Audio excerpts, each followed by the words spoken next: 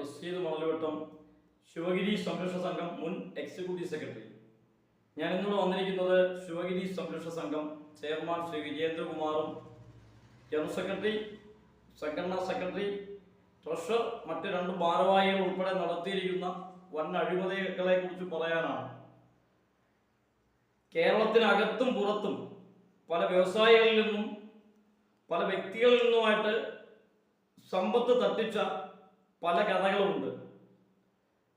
ഗൾഫിൽ ജോലി നോക്കിയിരുന്ന വർക്കല സ്വദേശിയായിട്ടുള്ള ഒരു വ്യക്തിയെ, കരുനാഗപ്പള്ളിക്കാരൻ, അദ്ദേഹത്തിന്റെ തൊഴിലാളി ആയിരുന്ന അദ്ദേഹത്തെ മർദ്ദിച്ചതുമായി ബന്ധപ്പെട്ട് വിജേന്ദ്രകുമാറിനെ സമീപിക്കുകയും വിജേന്ദ്രകുമാർ ഒരു തുക പറഞ്ഞ് ഫിക്സ് ചെയ്യുകയും വർക്കല സ്വദേശിയായ വ്യക്തിയുടെ പേരിൽ ഒരു ഹരിജൻ സ്ത്രീയെ ഉപയോഗിച്ച് കള്ള കേസ് കൊടുത്ത് ആ കേസ് സെറ്റിൽ ചെയ്യാൻ ശ്രമിക്കുകയും അതിന്റെ ഫലമായി ഇദ്ദേഹത്തിന്റെ കാശ് കൂടെയുള്ള ചോദ്യം കാരണം ഈ 2 വ്യക്തികളും തമ്മിൽ പരസ്പരം ധാരണയാവുകയും സെറ്റിലാകുകയും ഇന്നും വർക്കല ഡിവൈഎസ്പിയുടെ നേതൃത്വത്തിൽ ആ കേസ് നിലനിൽക്കുകയാണ്. സാധാരണക്കാരെ തട്ടിക്കുന്ന കഥകൾ ഈ വിജേന്ദ്രകുമാറിനെ കുറിച്ചും ഈ സംഘടനയെ കുറിച്ചും അറിയാൻ കഴിഞ്ഞു. അതുമായി ബന്ധപ്പെട്ട് എക്സിക്യൂട്ടീവ് സെക്രട്ടറി സ്ഥാനം ഞാൻ രാജിവെക്കുകയും ഈ സംഘടനയിൽ നിന്ന് പുറത്തു പോവുകയും ചെയ്തു.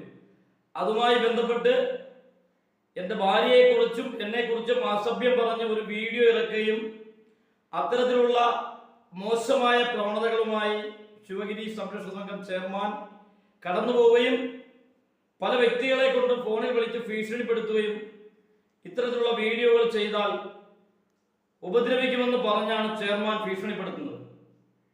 അത്തരത്തിലുള്ള തട്ടിപ്പുകളെ കുറിച്ച് വരും ദിവസങ്ങളിൽ സംസ്ഥാനത്തുടനീളം ഇദ്ദേഹത്തെക്കുറിച്ച് പുറത്തു വരാൻ സാധ്യതയുണ്ട്. ഈ വാർത്തകൾ സംരക്ഷണം ചെയ്യുന്നതുമായി ബന്ധപ്പെട്ട് എനിക്ക് വൻതോതിലുള്ള വധഭീഷണി അടക്കം ശിവഗിരി സംരക്ഷണ സംഘം ചെയർമാന്റെ ഭാഗത്തു നിന്ന് വന്നുകൊണ്ടിരിക്കുകയാണ്.